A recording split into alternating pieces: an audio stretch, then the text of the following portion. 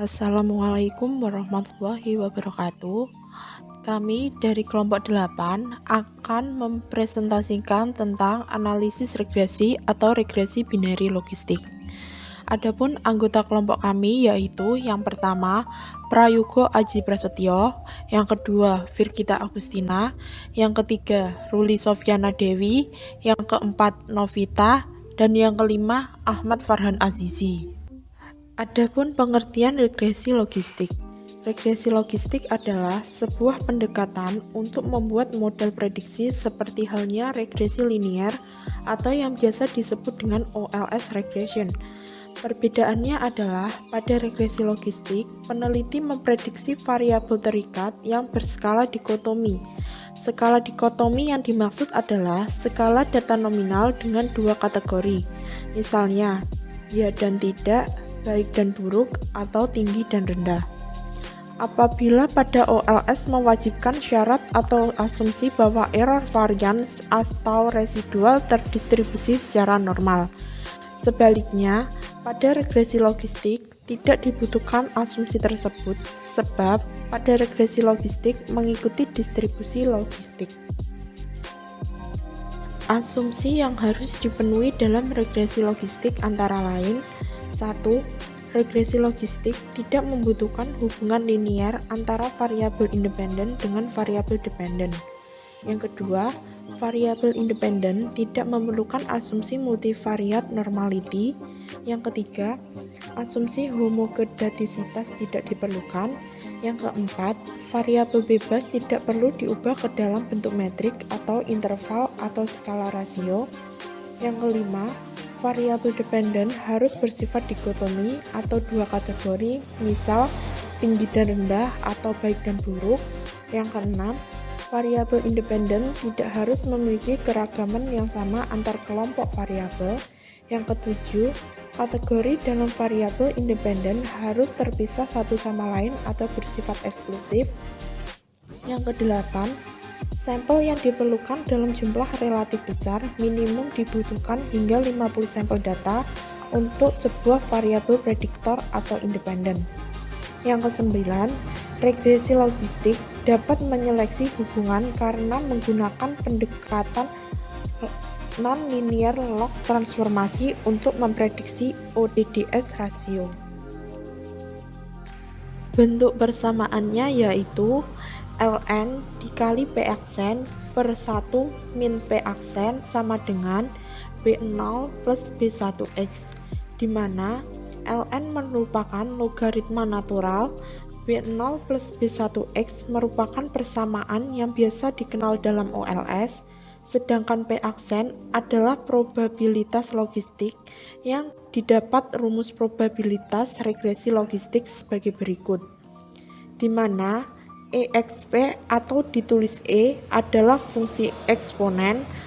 Perlu diingat bahwa eksponen merupakan kebalikan dari logaritma natural, sedangkan logaritma natural adalah bentuk logaritma namun dengan nilai konstanta 2,71828284594 atau biasa dibulatkan menjadi 2,72. Dengan model persamaan di atas, tentunya akan sangat sulit untuk menginterpretasikan koefisien regresinya. Oleh karena itu, maka diperkenalkan istilah ODDS rasio atau yang biasa disingkat EXPB atau OR. EXPB merupakan eksponen dari koefisien regresi. Jadi, misalkan nilai slope dari regresi adalah 0,80, maka EXPB dapat diperkirakan sebagai berikut. 2,72 pangkat 0,8 sama dengan 2,23. Untuk bisa lebih memahami materi yang kami sampaikan, kami memberikan satu contoh soal, yaitu seorang peneliti ingin mengetahui pengaruh model pada variabel pertumbuhan perusahaan. Baik, untuk prakteknya sendiri, di sini sudah terdapat data yang telah diinput. Pada variabel X1 bersifat rasio, sedangkan untuk variabel X2 dan Y adalah bersifat nominal atau dummy. Kita pindah ke variabel view. Untuk variabel yang bersifat nominal atau dummy, yaitu di mana value-nya dikategorikan sebagai 0 yang artinya tidak menerima dan 1 artinya menerima. Kita pindah ke data view lagi. Untuk step selanjutnya kita klik Analyze. Kita pilih Regression, lalu kita klik Binary Logistic. Kemudian akan muncul data seperti ini. Untuk bagian yang bawah yaitu opini audit going concern ini kita masukkan ke kolom dependent. Dan untuk sisanya kita masukkan ke dalam kolom covariate. Selanjutnya kita pilih option. Kita centang bagian classification, Hosmer, correlation, dan iteration. Kita klik continue. Untuk metodenya sendiri kita menggunakan metode enter. Selanjutnya kita klik OK.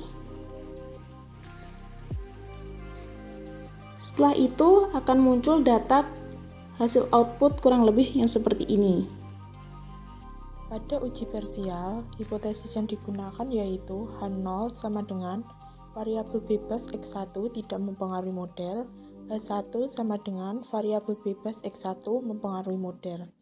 Pada uji parsial dapat dilihat pada kolom variabel in the equation dengan kesimpulan variabel pertumbuhan perusahaan X1 sebesar 2,609 dan p-value 6 sebesar 0,106.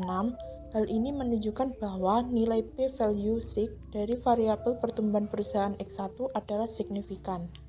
Maka, keputusan yang diambil adalah H0 diterima karena nilai p-value 6 lebih besar dari 0,05. Variabel opini audit tahun sebelumnya atau X2 sebesar 4,575 dan p-value 6 sebesar 0,032. Hal ini menunjukkan bahwa nilai p-value 6 dari variabel opini audit tahun sebelumnya atau X2 adalah tidak signifikan. Maka keputusan yang diambil adalah H1 ditolak karena nilai p-value 6 lebih kecil dari 0,05. Hasil praktik yang kedua yaitu uji simultan dengan hipotesis H0 sama dengan variabel bebas secara bersama-sama tidak mempengaruhi model, H1 sama dengan variabel bebas secara bersama-sama mempengaruhi model. Kita dapat melihatnya pada kolom Omnibus Test of Model Coefficient dengan kesimpulan uji simultan menunjukkan nilai chi-square sebesar 8,222 dan p-value 6 sebesar 0,12, maka keputusan diambil adalah H0 ditolak karena nilai p-value 6 lebih kecil dari 0,05. Dengan demikian, pada tingkatan kepercayaan 95% dapat dikatakan bahwa model variabel bebas lebih baik daripada model tanpa variabel bebas. Demikian presentasi yang dapat kami sampaikan. Bila ada kurang lebihnya kami mohon maaf. Wassalamualaikum warahmatullahi wabarakatuh.